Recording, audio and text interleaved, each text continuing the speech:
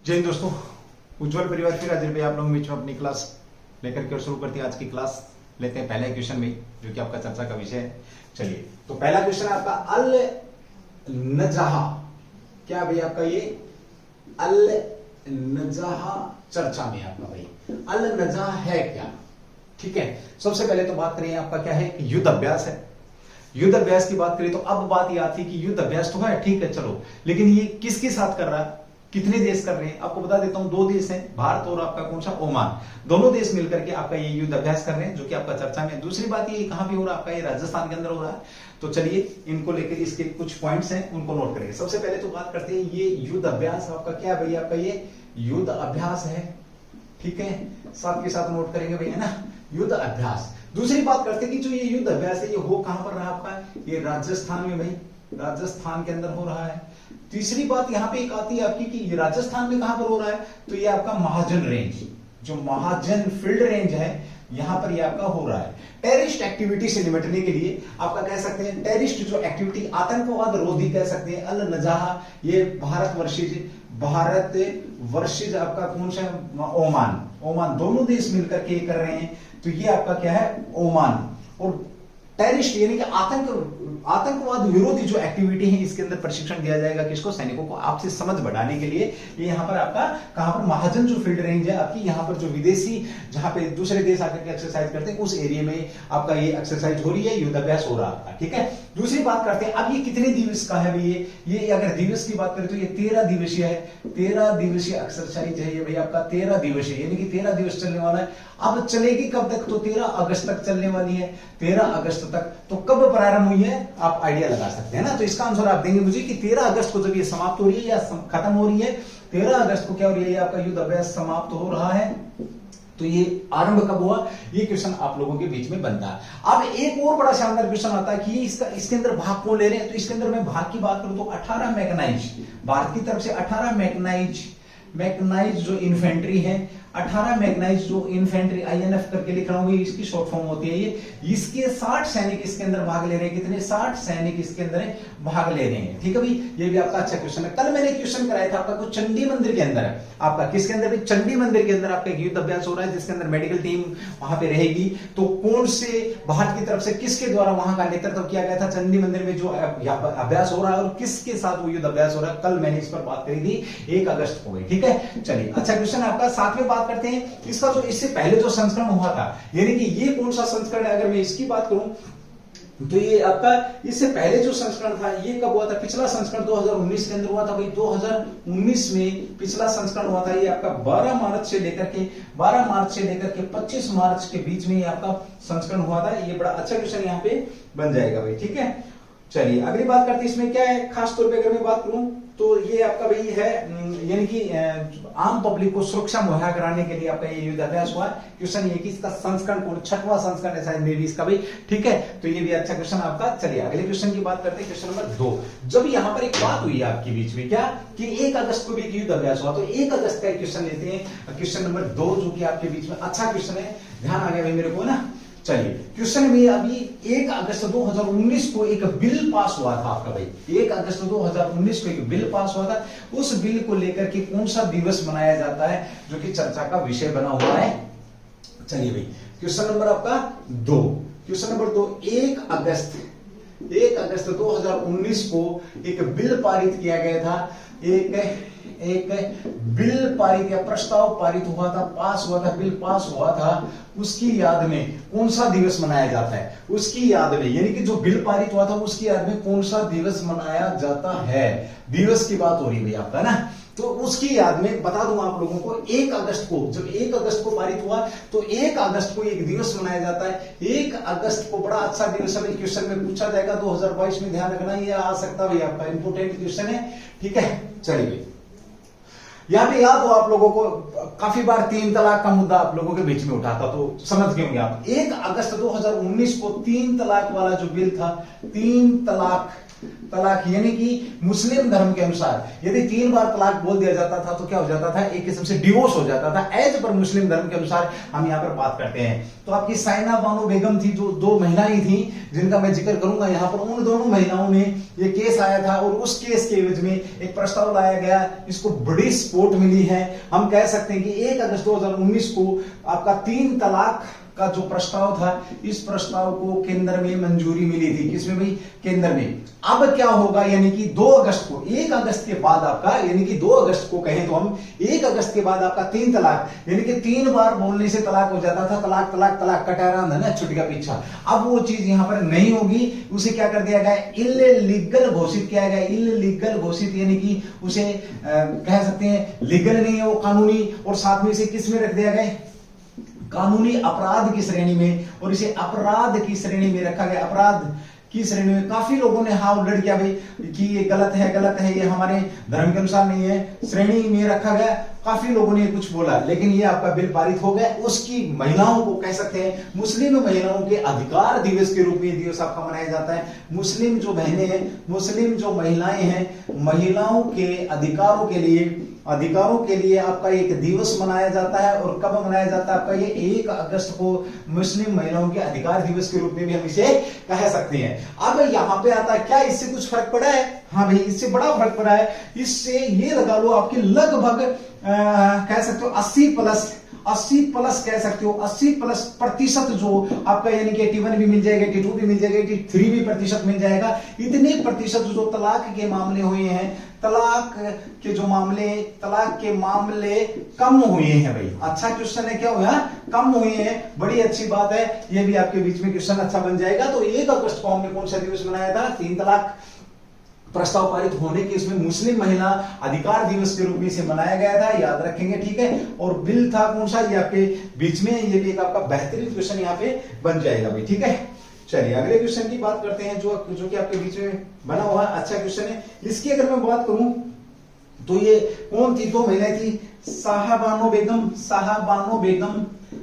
बेगम थी आपकी, और सायरा बानो, शाहबानो और सायरा बानो जो केस आए थे 2, इन केसों के एवज में ये बिल आपका निकल करके आया था। और एक बड़ा ही ऐतिहासिक फैसला लिया गया था भाई, ये महिलाओं के लिए था। ये क्वेश्चन अच्छा क्वेश्चन बन जाएगा, आप इसको भी एक बार जरूर नोट करेंगे। बेहतरीन क्वेश्चन आपका क्वेश्चन नंबर 2, ठीक है। चलिए अगले क्वेश्चन की बात करते हैं, क्वेश्चन नंबर 3, जो कि आपके बीच में है भाई। आपसे पूछे कब मनाया गया, तो महिला दिवस, अधिकार दिवस 1 तारीख को मनाया गया। क्या था, एक को बिल पारित हुआ था, किसके अंदर, केंद्र सरकार ने इसे 3 तलाक के मुद्दे को क्या किया था, इलीगल घोषित किया था। इसलिए उनकी महिलाओं की, उसकी याद में महिलाओं के लिए दिवस मनाया गया। आपका अच्छा क्वेश्चन था ये भी भाई, ठीक है। चलिए अगले क्वेश्चन की बात करते हैं, क्वेश्चन नंबर 3, जो कि आपका चर्चा में है, ठीक है। एनएससी के नए एमडी और सीओबी, एनएससी के क्वेश्चन नंबर 3 आपके, एनएसई के नए एमडी और आपके कौन प्लस में सीईओ बनाए गए हैं। सीईओ किसे बनाया गया, ये आपका चर्चा में भैया, आपका सीधी सी बात करें। एनएससी के आपके नेशनल स्टॉक एक्सचेंज के नए एमडी और सीईओ कौन बने हैं, तो आशीष चौहान भाई, सेबी ने जारी करी है।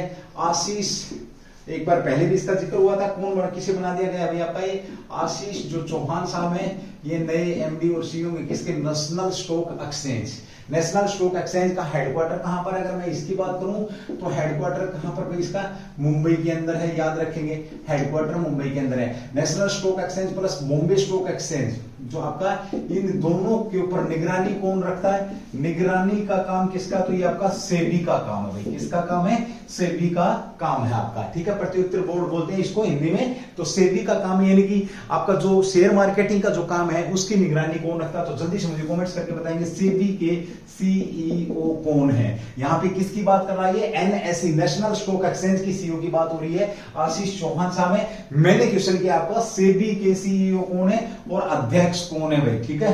जल्दी करके मुझे बताएंगे, दोनों के दोनों क्वेश्चन बहुत बार रिपीटेशन में, आज रिपीट में नहीं आएंगे ये, ठीक है। अगली बात करेंगे हम इसकी, तो जो आपके स्टॉक एक्सचेंज के एमडी नामित हुए हैं, और ये वर्तमान में कहां पर आपके, वर्तमान में बॉम्बे स्टॉक, वर्तमान में आपके ये बॉम्बे स्टॉक एक्सचेंज के सीईओ और क्या है आपके ये आपके एमडी है भाई, और इन्हें इसको जीवित करने का, जीवित रखने का क्या कहते हैं, दर्जा दिया। यानी कि एक किस्म से बॉम्बे स्टॉक एक्सचेंज आपका समाप्त हो गया था, इसे जीवित रखा किसने है, तो आशीष चौहान साहब ने इसे जीवित रखा, नेतृत्व किया है और ये जीवित रहे। 2009 में आपका बॉम्बे स्टॉक एक्सचेंज आपका क्या 2009 में बंद होने वाला था, लेकिन इन्हीं की मार्फत कह सकते हैं, इन्हीं की अध्यक्षता में इसने वापस काम करना शुरू किया और काफी प्रोग्रेस करी भाई। ये था कि आपका स्टॉक एक्सचेंज। हेडक्वार्टर की बात करी मैंने मुंबई की अगर मैं बात करता हूं तो मुंबई का देखिए, चलो काफी दिन हो गए इस क्वेश्चन को बात करते हैं। मुंबई आपका किस द्वीप पर है,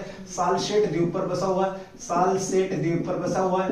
एक्सिस बैंक का पूछे, एक्सिस बैंक का हेडक्वार्टर पूछे आप लोगों से, आरबीआई का हेडक्वार्टर पूछे आप लोगों से, आपका नेशनल स्टॉक एक्सचेंज का हेडक्वार्टर पूछे, फिल्म नगरी पूछे आप लोगों से।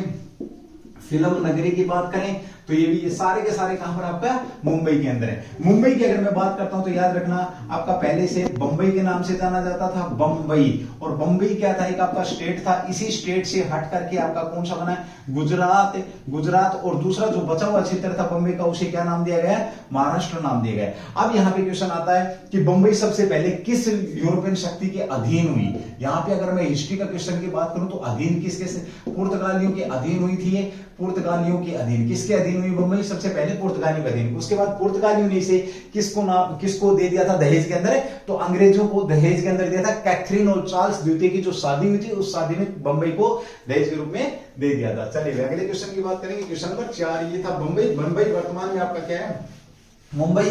और नवी मुंबई भी आपकी भी।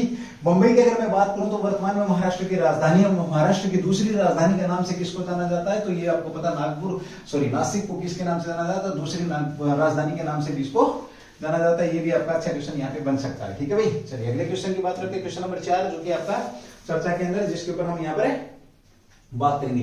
द क्राफ्ट विलेज स्कीम आपकी चर्चा में है। क्वेश्चन नंबर 4 भाई आपका क्या, द क्राफ्ट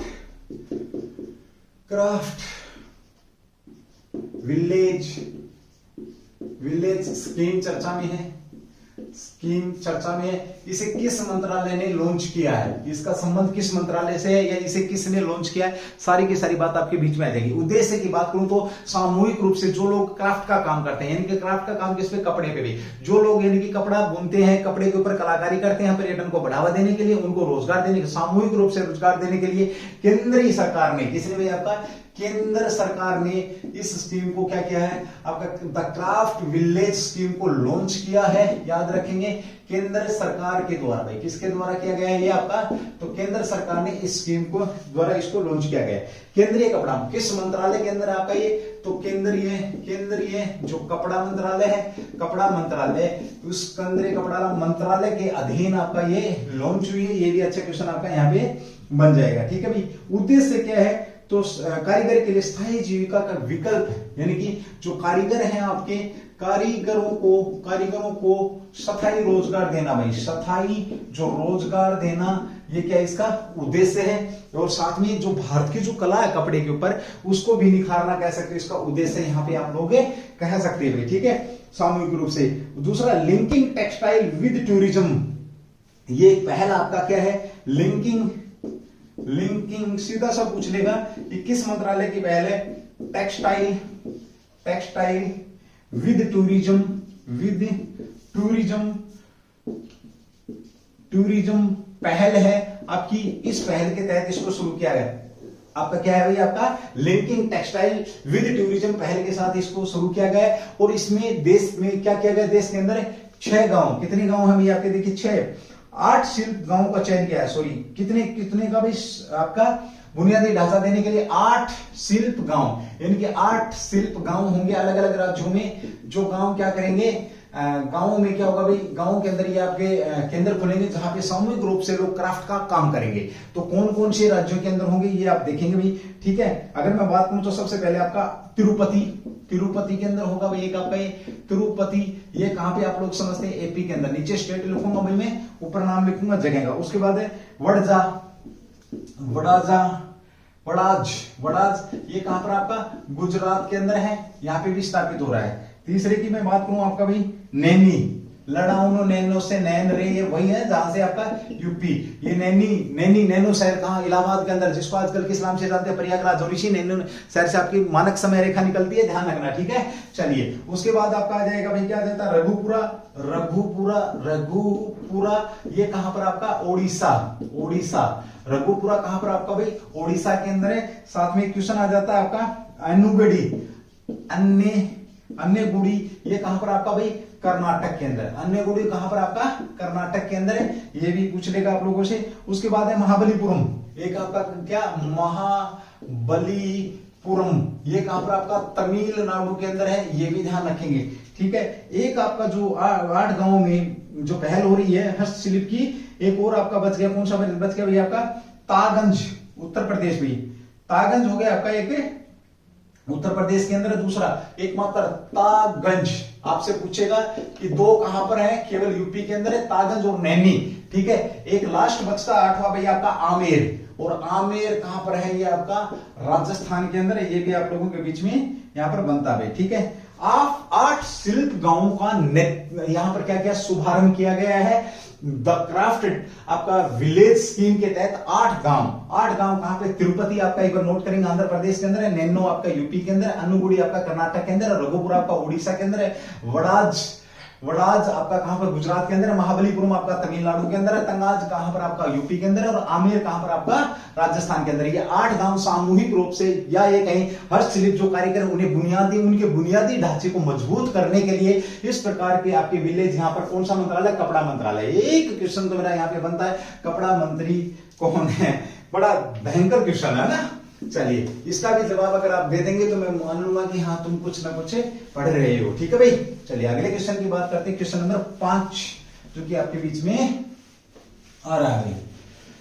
चलिए कपड़ा मंत्रालय किसके पास है, कल परसों मैंने क्वेश्चन और किया था आप लोगों से, है ना, आपके YouTube के ऊपर किया था। हालांकि ऑफलाइन क्लास में मेरे पास जवाब आया था कहीं से, और वो ठीक जवाब था कि आपके गृह मंत्री कौन है। गृह मंत्री नहीं पूछा था, मैंने पूछा था कि राज्य गृह मंत्री कौन है, तो उसका जवाब मेरे पास अभी तक YouTube के ऊपर आया नहीं है, YouTube की क्लास में आया नहीं है भैया तक, ठीक है।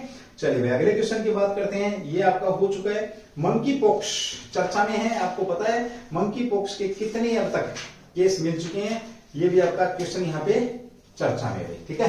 चलिए क्वेश्चन नंबर 5 आपका मंकी पॉक्स चर्चा में है, मंकी पॉक्स या पॉक्स चर्चा में है,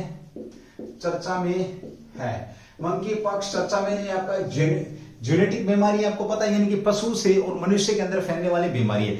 अब तक भारत के अंदर ये भाई बड़ा खतरनाक है, इसके लिए कमेटी का गठन किया गया है, इसकी जांच कमेटी का गठन किया गया है, कमेटी का गठन हुआ है। चर्चा में किस लिए भी आपके चर्चा में इसलिए इसके 4 केस किसके, मंकी पॉक्स के आ चुके हैं, एक मृत्यु इस बीमारी से हो चुकी है।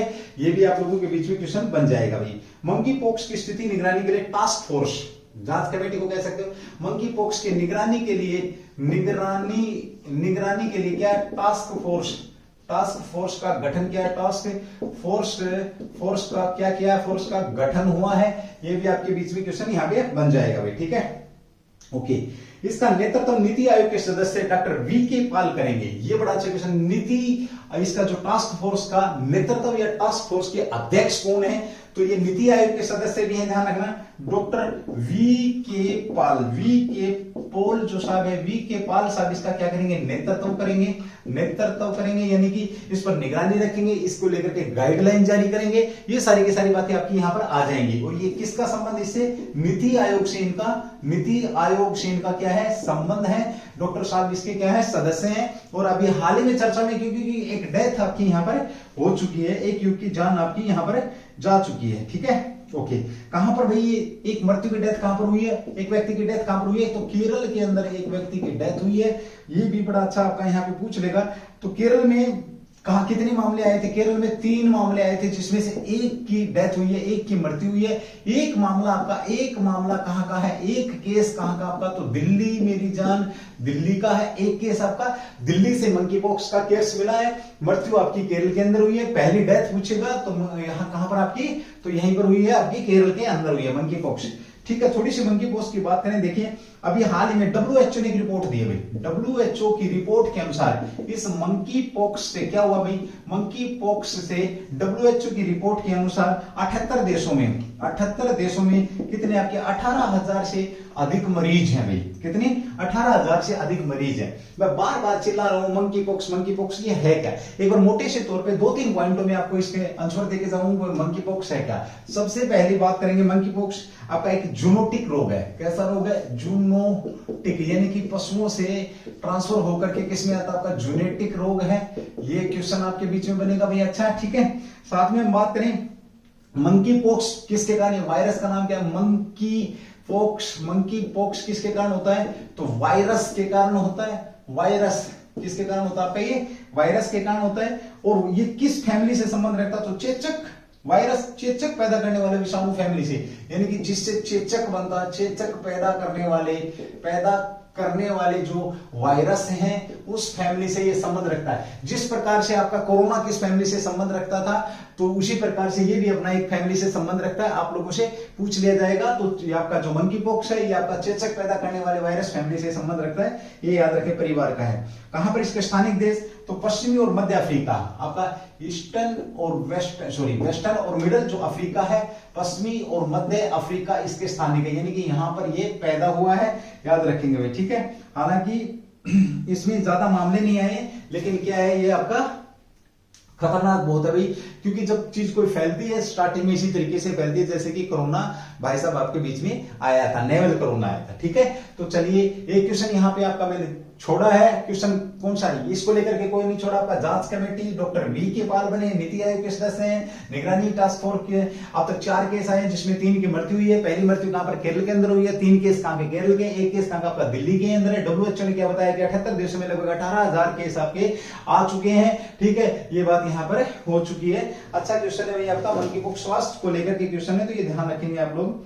अच्छा आपके बीच में ये क्वेश्चन बनता है स्वास्थ्य से संबंधित है, तो और भी अच्छा ज्यादा आप लोगों के लिए जरूरी हो जाता है। ठीक है, चलिए अगले क्वेश्चन की बात करते हैं। क्वेश्चन नंबर 6 जो कि आपके बीच में हो रहा है फिक्स, है ना। क्वेश्चन नंबर 6 आ गया है आपके बीच में, होने को तैयार है फिक्स। चलिए बात करते हैं क्वेश्चन नंबर 6 की। क्या पूछेगा भाई आप लोगों से क्वेश्चन नंबर 6 के अंदर? अगर मैं बात करूं यहाँ, तो आपका भैया अभी हाल ही में अंडर 2 कोएलिशंस, क्वेश्चन नंबर 6 आपका अंडर 2 कोएलिशन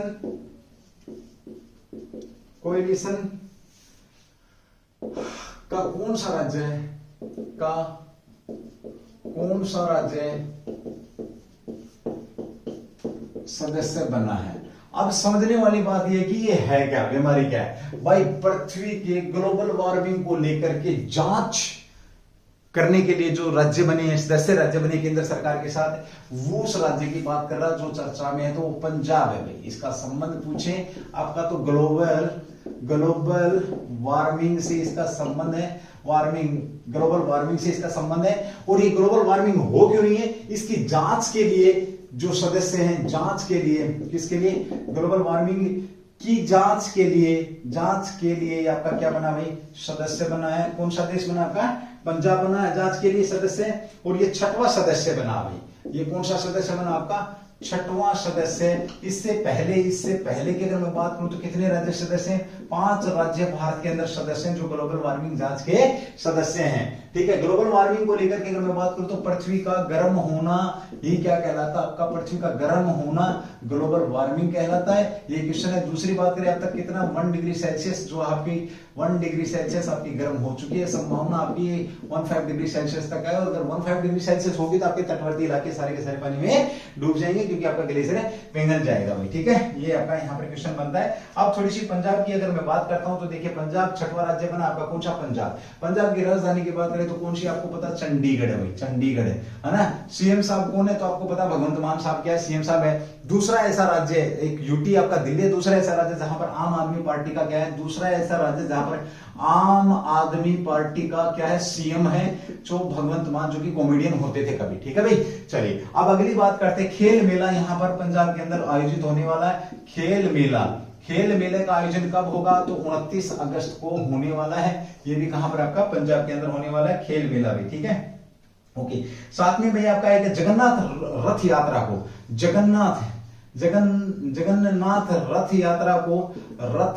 यात्रा को राज्य का टैग देना, राज्य उत्सव का टैग, जगन्नाथ रथ यात्रा को राज्य उत्सव का टैग, राज्य उत्सव का जो टैग है ये किसने दिया है? जगन्नाथ रथ यात्रा को, तो पंजाब के द्वारा ये आपका टैग दिया गया। अच्छा क्वेश्चन आपका, ये भी ध्यान आप लोग रखेंगे, बहुत बेहतरीन क्वेश्चन है आपका, ठीक है।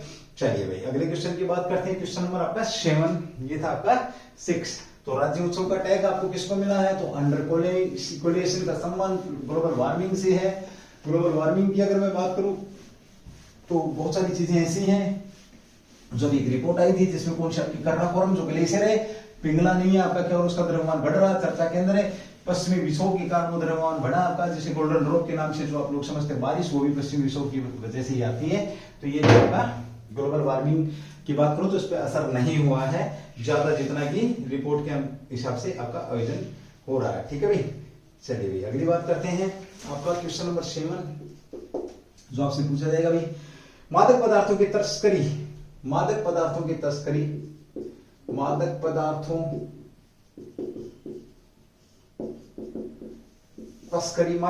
तस्करी और राष्ट्रीय सुरक्षा पर सम्मेलन का आयोजन, और क्या भाई आपका राष्ट्रीय सुरक्षा पर